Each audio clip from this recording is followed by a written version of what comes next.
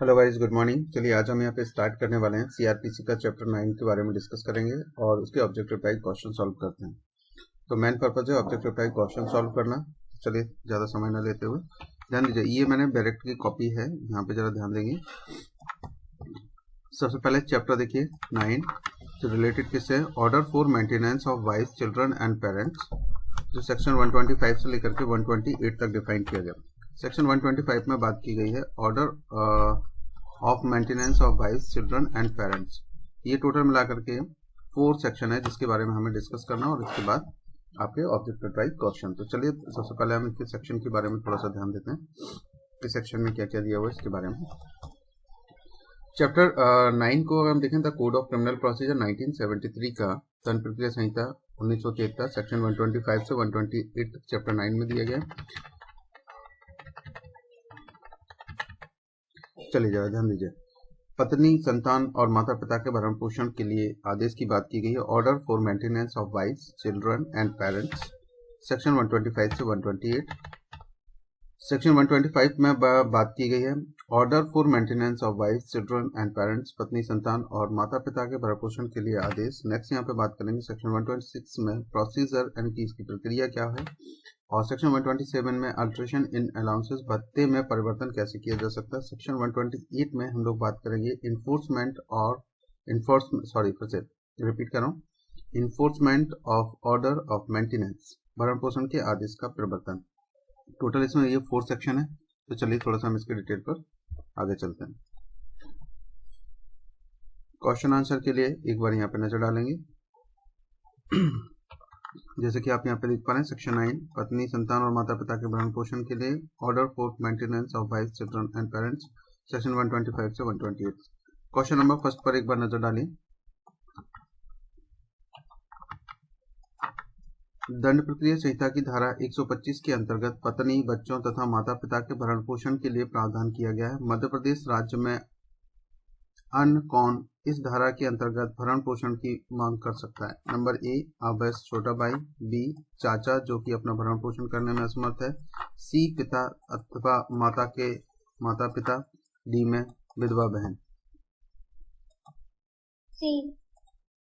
सी बिल्कुल right answer है यहाँ पे। क्वेश्चन नंबर सेकंड पर एक बार नजर डालिए। क्वेश्चन नंबर सेकंड पर अगर हम लोग बात करते हैं, दंड प्रक्रिया संहिता 1973 के अंतर्गत पत्नी, संतान और माता पिता के भरण पोषण के लिए निम्नलिखित में से कौन आदेश कर सकता है। नंबर ए, कार्यपालक मजिस्ट्रेट, नंबर बी, न्यायिक मजिस्ट्रेट, नंबर सी, प्रथम श्रेणी मजिस्ट्रेट और उपयुक्त सभी।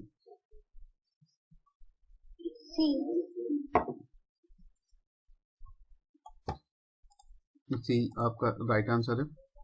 नेक्स्ट क्वेश्चन पर एक बार नजर डालिए।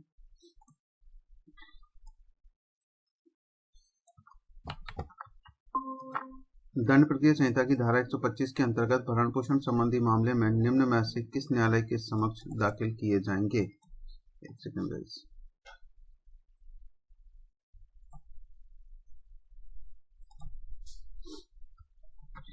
ए, सत्र न्यायालय, बी, न्यायिक मजिस्ट्रेट प्रथम श्रेणी, सी, न्यायिक मजिस्ट्रेट द्वितीय श्रेणी और डी, पारिवारिक न्यायालय। बी इसमें राइट आंसर है। क्वेश्चन नंबर 4 पर एक बार नजर डालिए। धारा 125 के अंतर्गत न्यायालय निम्नलिखित अधिकतम राशि तक मासिक भरण पोषण का आदेश दे सकता है। ए, 3000 रुपए, बी, 4000 रुपए, सी, 5000, डी, 80 में। इसमें डी आंसर सही है और ये थोड़ा सा वीआईपी क्वेश्चन है। 3000 ये पहले था, बाद में से बदल करके ये मजिस्ट्रेट के स्वाभाविक पर निर्भर करता है कि वो कितना करना चाह रहा है, तो इसके अकॉर्डिंग वो ऐसे कर सकते हैं। तो देखिए जरा ध्यान दीजिए, ये क्वेश्चन नंबर 4 वीआईपी है, ध्यान रखिएगा। नेक्स्ट क्वेश्चन पर नजर डालिए। फौजदारी प्रक्रिया संहिता 1973 की धारा 125 के अधीन किसी दंडाधिकारी द्वारा निर्वाह के लिए मासिक भत्ते के रूप में दी जा सकने वाली अधिकतम राशि क्या है। ए, 1000 रुपए, बी, 500 रुपए, सी, 2000 रुपए और डी कोई सीमा नहीं है। डी बिल्कुल राइट आंसर है। नेक्स्ट क्वेश्चन पर एक बार नजर डालिए। कहा गया कि दंड प्रक्रिया संहिता की धारा 125 के अधीन भरण पोषण का दावा निम्नलिखित द्वारा किया जा सकता है। ए, पत्नी या उस स्त्री के द्वारा जिसके विवाह का विघटन हो गया हो और जिसने अपने पति से विवाह विच्छेद कर लिया हो तथा पुनः विवाह नहीं किया हो। बी, केवल पत्नी द्वारा ना कि विवाह विच्छेद कर लेने वाली ऐसी पत्नी जिसे पुनः विवाह नहीं किया हो। सी, किसी 5 वर्ष के बालक को उनके माता पिता की सम्मति के बिना भगा कर ले जाना और उपयुक्त में से कोई नहीं। ये 4 ऑप्शन है, एक बार देखें जल्दी से। ये राइट आंसर है आपका। नेक्स्ट क्वेश्चन पर एक बार नजर डालिए। इनमें से कौन अध्याय 9 दंड प्रक्रिया संहिता के तहत भरण पोषण का हकदार नहीं है। ए, तलाकशुदा पत्नी, बी, न्यायिक रूप से अलग रह रही पत्नी, सी, अधर्मज संतान, डी, वयस्क पुत्र जो मानसिक और शारीरिक रूप से योग्य है।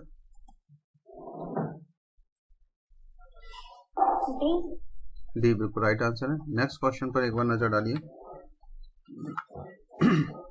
दंड प्रक्रिया संहिता के तहत नंबर ए, एक पुत्री से अपने पिता के भरण पोषण के लिए कहा जा सकता है। बी, एक पिता से अपने अवयस्क संतान के भरण पोषण के लिए कहा जा सकता है। सी, एक पुत्र से अपने पिता को भरण पोषण के लिए कहा जा सकता है। और फिर उपरोक्त सभी। डी बिल्कुल राइट आंसर है आपका। नेक्स्ट क्वेश्चन पर एक बार नजर डालिए।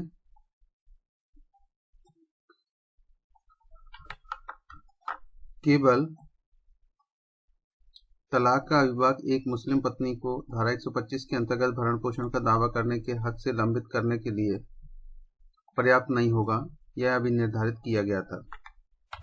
ए, समीम आरा विरुद्ध उत्तर प्रदेश, बी, इकबाल बानो विरुद्ध उत्तर प्रदेश राज्य, सी, मोहम्मद अहमद खान विरुद्ध शाहबानो बेगम, डी, डेनियल लतीफी विरुद्ध भारत संघ।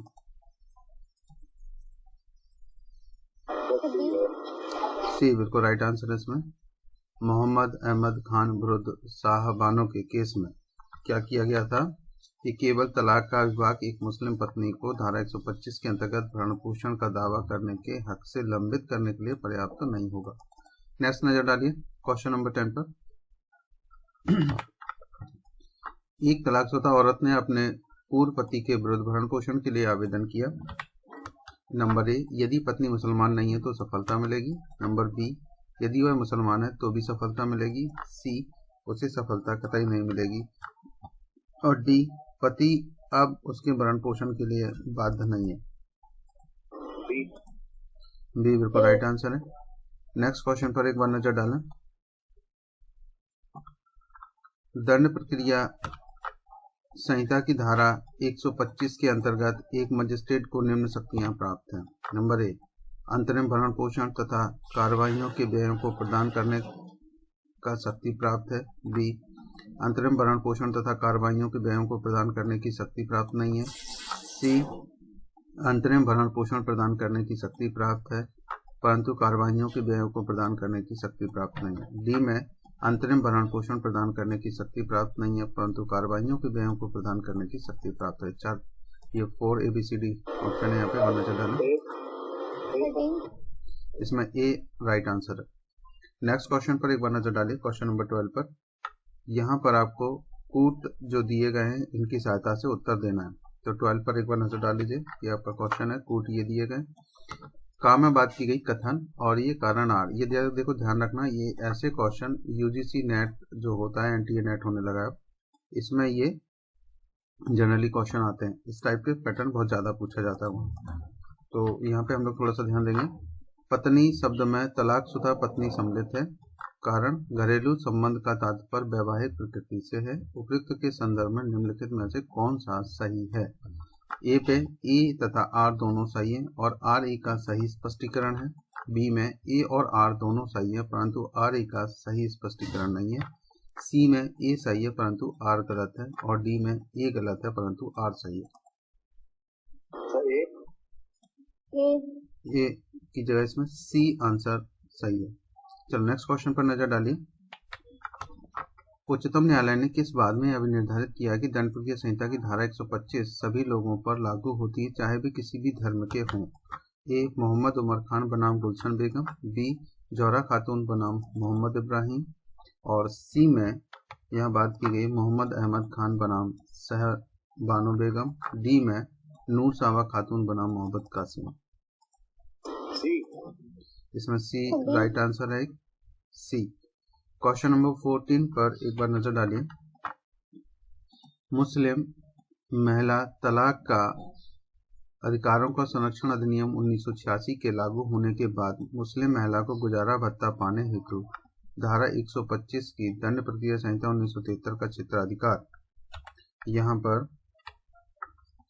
ए प्रतिधारित कर लिया गया है, बी समाप्त कर दिया गया है, सी सीमित कर दिया गया है और डी उपरोक्त में से कोई नहीं।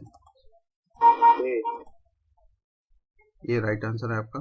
क्वेश्चन नंबर 15 पर एक बार नजर डालिए। धारा 125 दंड प्रक्रिया संहिता में भरण पोषण की सहायता कौन पा सकता है? नंबर ए पत्नी जिसके आसपास अपने आय के स्रोत हैं, बी आवयस्क अधर्मज संतान, सी सौतेला पुत्र या पुत्री, डी भाई बहन। बी राइट आंसर है। हाँ बी राइट आंसर है। नेक्स्ट क्वेश्चन पर एक बार नजर डालें। क्वेश्चन नंबर 16 किस बाद में यह निर्णित किया गया है कि एक व्यक्ति की दूसरी पत्नी जिसके पति की प्रथम पत्नी जीवित है अपने पति से दंड प्रक्रिया संहिता 1973 की धारा 125 के अंतर्गत भरण पोषण प्राप्त करने की अधिकारी नहीं है? ए हरियाणा राज्य बनाम सांट्रा, बी महेश विश्वास बनाम श्वेता विश्वास, सी खेमचंद्र ओम प्रकाश बनाम गुजरात राज्य, डी उपयुक्त में से कोई नहीं। सी राइट आंसर है आपका।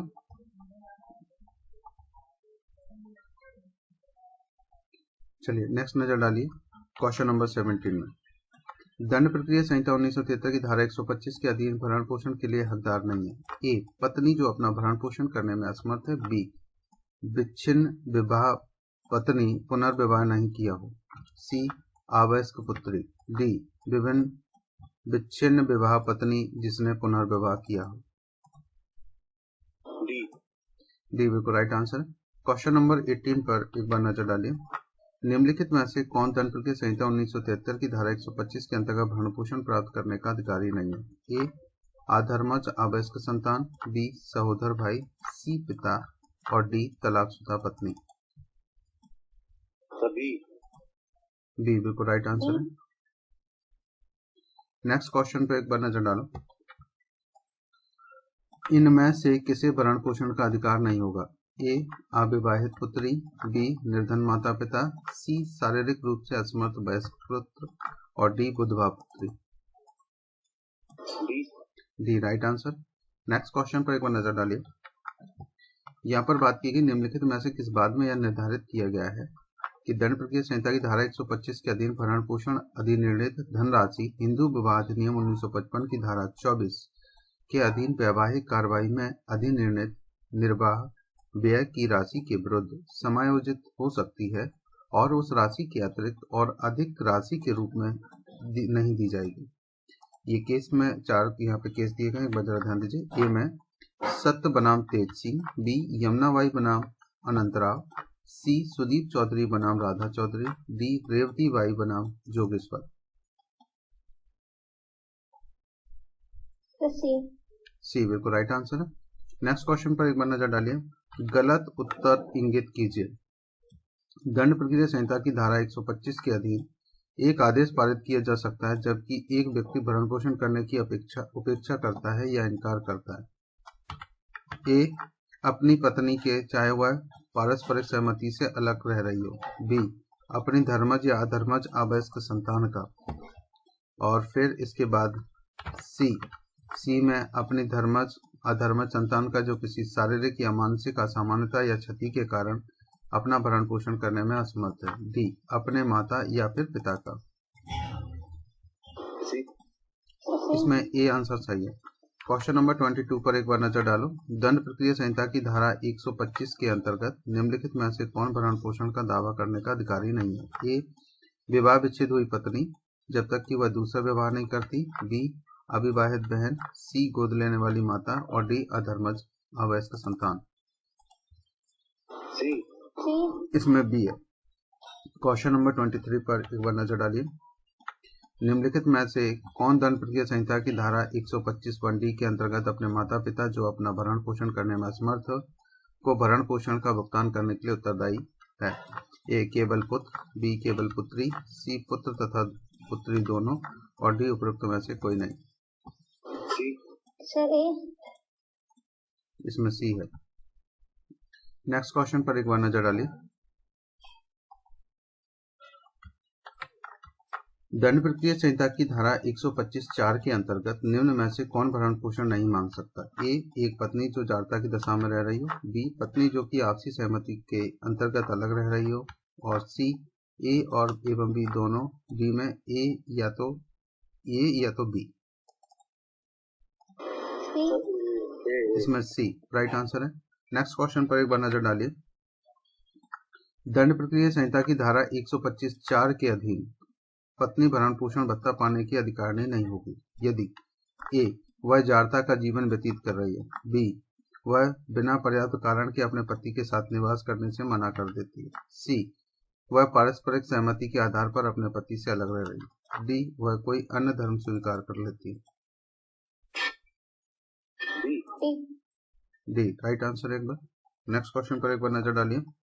कोई पत्नी अपने पति से धारा 125 के अंतर्गत भरण पोषण प्राप्त करने की हकदार नहीं होगी यदि वह नंबर ए, उसने अपने पति से विवाह विच्छेद कर लिया है और पुनर्विवाह नहीं किया है। बी, यदि वह अपना भरण पोषण करने में असमर्थ है। और नेक्स्ट जो कंडीशन है दो, सी में यहाँ पर बात की गई यदि वह अपने पति के साथ रहने से इस आधार पर इनकार करती है कि वह रखल रखता है। और डी, यदि वह जाड़ता की दशा में रह रही है।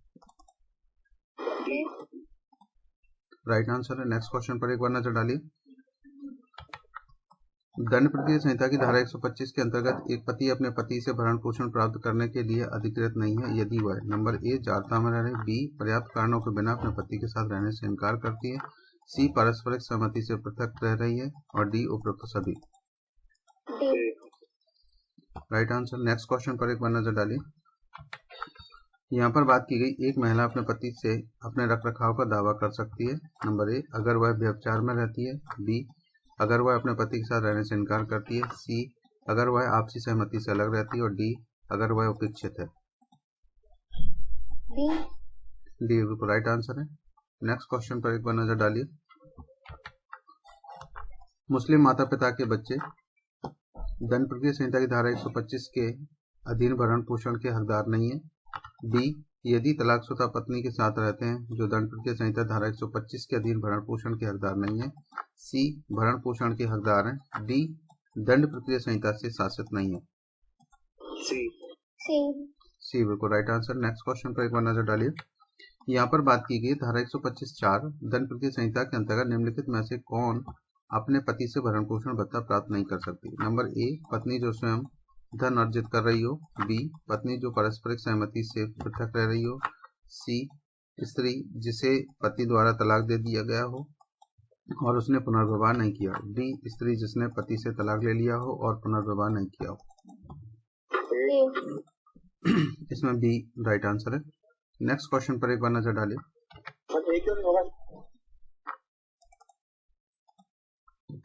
नेक्स्ट क्वेश्चन पर जरा ध्यान दीजिए।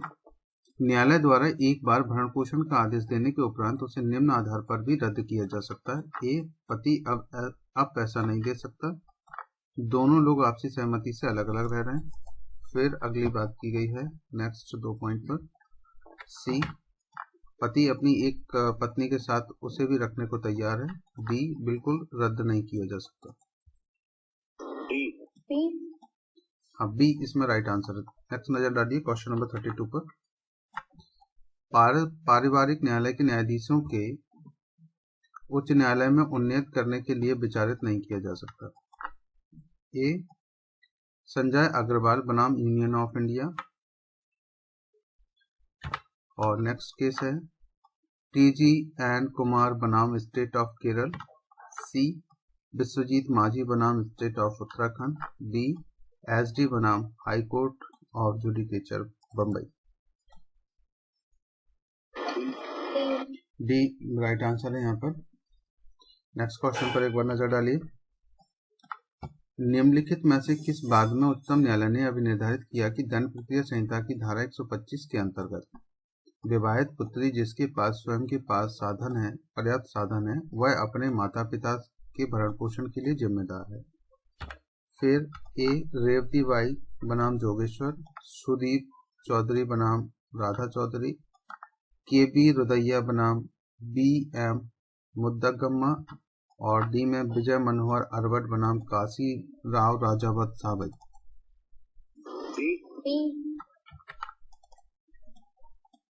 डी यहाँ पे राइट आंसर है। चलिए, ये जितने भी क्वेश्चन थे ये अब मैंने आपको इसमें सॉल्व करा दिए। बाकी के जो नेक्स्ट आएंगे वो हम लोग नेक्स्ट क्लास में इसको सॉल्व करने की कोशिश करेंगे। सो गाइस, हम मिलते हैं नेक्स्ट क्लास में, तब तक के लिए ओके, बाय बाय।